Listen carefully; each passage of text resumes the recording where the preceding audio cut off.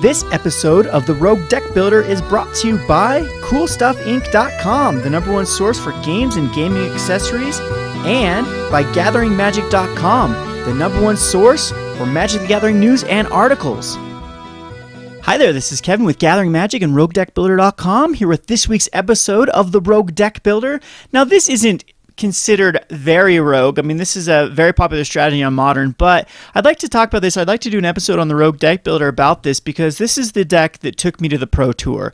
And it is kind of a little bit of a rogue strategy that got me there because of the inclusion of a card that I don't see many other, if any other, Soul Sister decks running, and that is Auriok Champion. The reason why I like Auriok Champion so much is the protection of black and red is so pertinent in Modern, at least in the pre-Deathrite Shaman ban. Deathrite Shaman has not been banned on MTGO, so we might actually run into a lot of Jund decks, and that means a lot of lightning bolts. And Auriok Champion completely survives the lightning bolts, it survives the abrupt decays, and it survives basically everything but a Liliana sack trigger out of the Jund. Now, fortunately for us, Jund isn't running many Olivias right now. They've switched over to more of the Chanted Pyromaster or the other Planeswalker, the Ajani Vengeance, for their 4-drops other than Olivia. So that's good news for us. So I'm just going to go down the list right here and talk about exactly what Soul Sisters is. Soul Sisters is you're trying to get out, it's called Soul Sisters for the Soul Warden and Soul's Attendant. I've done playing on a budget version of this. You can find an actual budget version of the deck that costs under $200. But right now with the Auriok Champions, this deck is going to cost you a little bit over $200. Now, what makes this so powerful is every time a creature enters the battlefield under your control or opponent's control, then you gain a life. That means you have a natural main-boarded combo, basically. Anti-combo against both Pod and Twin. Well, not really Pod, but it can make the game very messy for Pod. But versus Twin, you have if they try to go off on a Deceiver Exarch, they have to kill your one of your Soul Sisters before they can actually go off. And if they try to go off with Pestermite, then they have to kill 2 of them. And if you have say like an Auriok Champion and another one out, it's very, very hard. Like Auriok Champion dodges Pyroclasms, which is another reason I like them so much. Now, the deck's strong against UWR control, it's strong against Jund, it's strong against any aggro-based deck like Wild Nacatl type decks, or like I said, even it's pretty good against Pod. I would say it's a little bit favorable versus Pod because you do have some sideboard hate against Pod.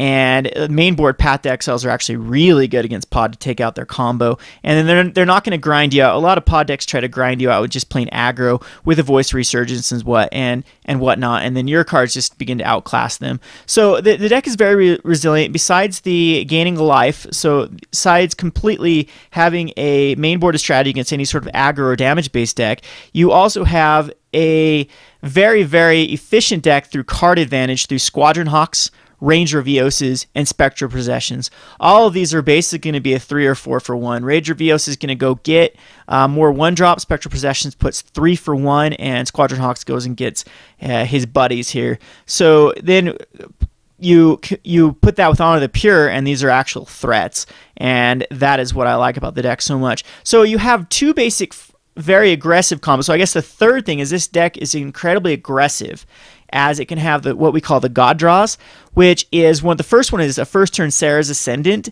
finding a Martyr of the Sands on second turn, sacking the Martyr Sands, revealing 4 white permanents in your hand, and your Sarah Ascendant is now a 4/4 lifelink, or sorry, not a 4/4, a 6/6 flying lifelink.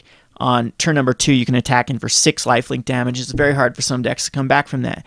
The other combo is a first turn Soul Warden or Soul's Attendant into a second turn to Johnny's Pridemate, and you have a 3/3 on turn 2, which if your opponent then plays a card, it is now a 4/4, and so forth. It just becomes huge. They have to deal with it. It outclasses Tarmogoyf and begins to become a huge threat if they don't answer it immediately. So that's the basic deck. The really good thing about Soul Sisters as well is you also have access to white. You are a white deck, which has a lot of answers in the sideboard. Cards like Suppression Field are great versus anything that has activated abilities, like Tron. The Suppression Field is a mess for some Tron decks to deal with, as they can't use a lot of their activated artifacts.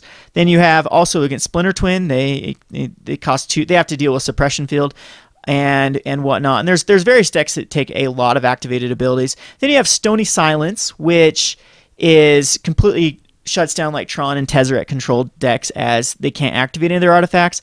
And again, Rest in Peace takes care of Living End. It takes care of Pod. It actually takes care of their combo and whatnot. And then you have Sundering Gross is just, it destroys artifacts, it destroys enchantments, and the reason why I use Sundering Gross is it can populate a Spectral Procession token. We have one of Ley Line of Sanctity. I never want to see two. Gives you hexproof. This is against like Storm, really good against Storm. So is Rest in Peace, and so is Dryad Militant. So we have a nice little Storm package here. They have to really take care of the Militant, Ley Line of Sanctity to Rest in Peace before Storm can go off. Then I like to include Immortal Servitudes. This card actually did get me into the Pro Tour because I was able to top deck this against UWR control. I was dead on board the following turn. If I did not top deck an Immortal Servitude, and I did top deck the Immortal Servitude and bring back all my 1-drops, gain a gazillion life, and be able to come back and win the game. Anyway, my event is about ready to start here, so wish me luck. This is in a Modern Premiere, so there's going to be a lot of rounds, so hopefully I go far. This has been Kevin for Gathering Magic and Roguedeckbuilder.com. Thanks for watching.